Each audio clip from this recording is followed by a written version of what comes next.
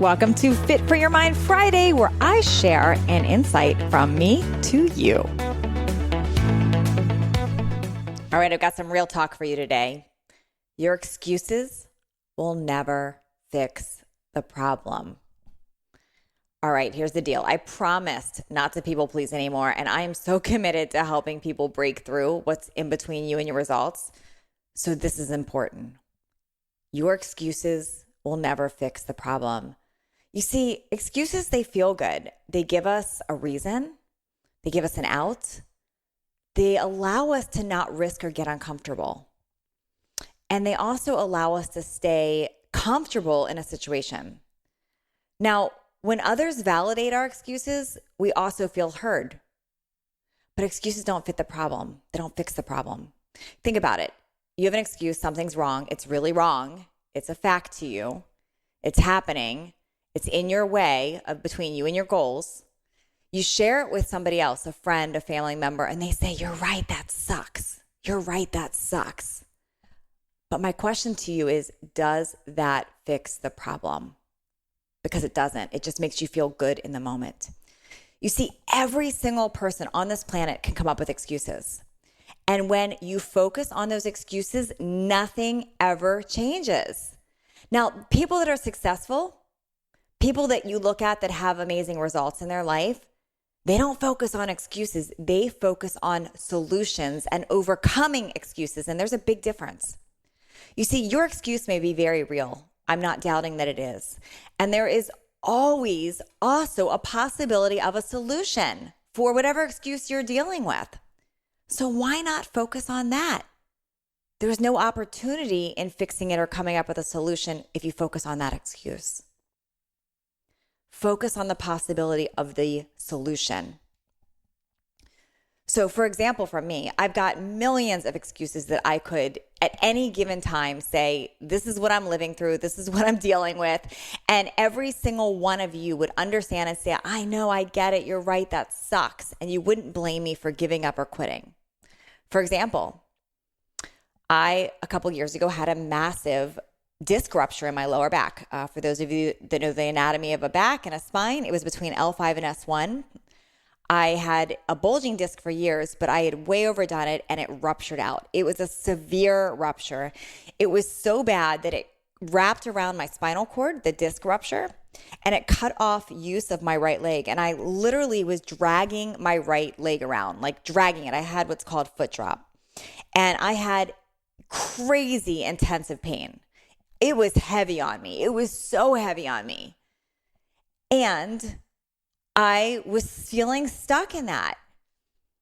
And it was interesting how many people I would talk to when that was happening to me, the different things that would come up. I had a lot of friends that would say, "You're right, that sucks. That's awful. I'm so sorry."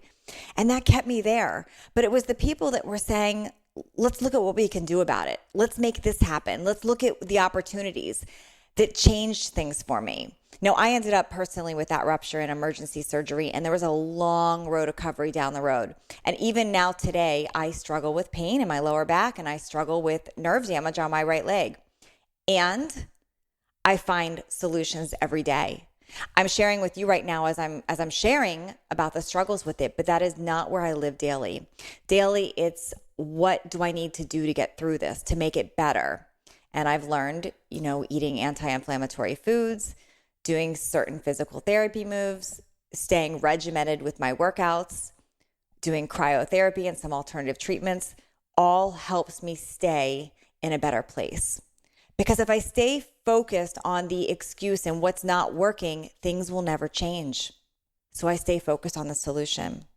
Janine Shepherd is somebody I interviewed a while back on my podcast here. And she was somebody who was in a horrible accident. A truck had hit her. She was paralyzed from the waist down, told she would never walk again. Doctor after doctor, "You'll never walk again, Janine. You'll never walk again." She was so depressed and so sad and so stuck on that. And it was a very real excuse, of course. And so many people validated and sympathized with her, but it wasn't making her better. So it wasn't until she decided she was going to find a solution, she was going to focus on the possibility of a solution, that things turned around for her. She put everything into the possibility of that solution, And today she's a documented walking paraplegic. She focused on the solution. There's so many excuses. We all have them. We all have them. I could go on with mine. I have an autoimmune disorder. I have a daughter. I have a husband. I have business to run. I don't have time. I have a jammed schedule. There's no extra time. I could go on and on and on. My excuses are no different than your excuses. Maybe they are. But how we handle them could be very similar. We can all focus on solutions. You see, for every single excuse or problem that's out there, there is a solution if you decide to look for it. But that's the key. You have to decide to look for that solution. So here's some of the most common excuses and solutions, by the way. And I hear these all the time on my social media, especially on my fat loss and nutrition and weight loss social media. I hear all the time things like, I can't afford it. Okay, let's just unravel that for a minute. So if you can't afford something, does that mean it's money's fault that you're not fit? Does it mean it's the other people's prices that's your fault that you're not fit? I'm going to have you look at a solution. A solution would be you could work out at home with your own body weight, right? You could walk more. You can eat cleaner. And if you're thinking I can't afford clean foods, like, yes, you can, because it could be simple. It could be tuna. It could be eggs. It could be broccoli. It could be unprocessed natural foods, and it could be very simple.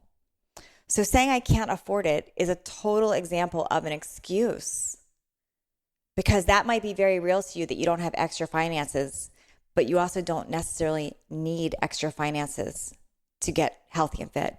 Walking is free. Water is free. Moving your body with your own body weight is free.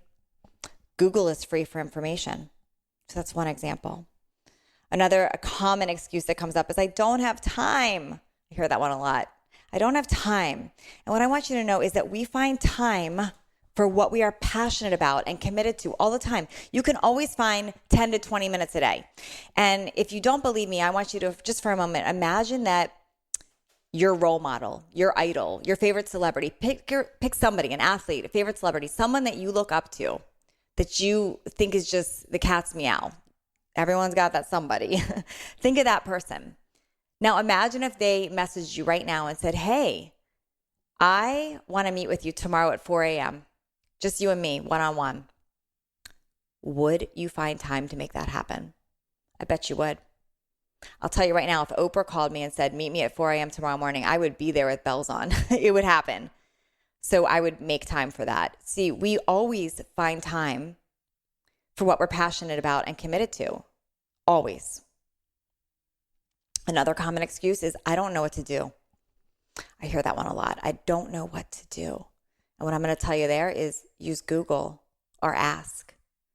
See, with information technology, gosh, everything is just a click away. So it's easy to figure out what to do.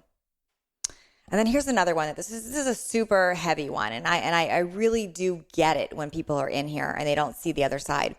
But a big one is I'm injured or I'm sick or I'm diagnosed with something. And listen, I get it. That is very real. It is very, very real.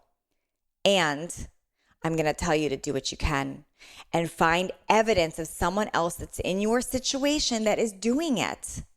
Because there's always an example. You see doctors, they give us these percentages, like 75% of people this, but what about that small percentage of the ones that are breaking through and doing it? Focus on them, on that possibility, because you have nothing to lose there. When you stay focused on that excuse, when you stay totally stuck on that excuse, you will just find more and more evidence of why that excuse is ruling you. So you have nothing to lose by looking for that solution. So you can try to argue with me. This might have triggered you, and I totally get that. Or you can try it on.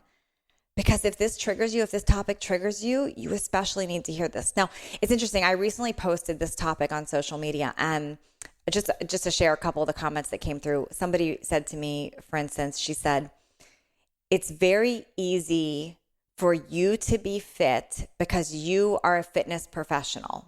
Okay. And I just want to unravel that for a minute. So if that's something that she thinks or somebody thinks, does that mean that if you were all of a sudden a fitness professional, you would be fit. I don't think so. And also, I'm not really a fitness professional. That's not how I spend my days and my time anymore. It's still always a choice. It has nothing to do with that. There are many people that are not fitness professionals that are very fit, and there's also fitness professionals that are not fit. So that, again, is another way of looking at an excuse and staying focused on that versus looking for a solution. I also had somebody comment and say, easy for me to preach because because I have money. They said, well, first and foremost, I want to share they don't actually know my financial situation. And I also have built things from nothing many times over. So, and if you don't know this about me, what I will share, and I shared this in an earlier episode, is that I actually built my business from the ground up while I was hugely in debt and my house was in the process of being foreclosed. So there was that. So again, if we look for supporting evidence on the excuses, we will stay stuck there. But if we really get committed to finding solutions, we can change everything. So I'll go back to what I said at the beginning of this. Your excuses will never fix the problem. Never. And all things have a possibility of thriving and turning around. All things. There's always a possibility. So you have literally nothing to lose by focusing on the solution. But if we stay stuck in the excuse, we will never, ever fix our problems.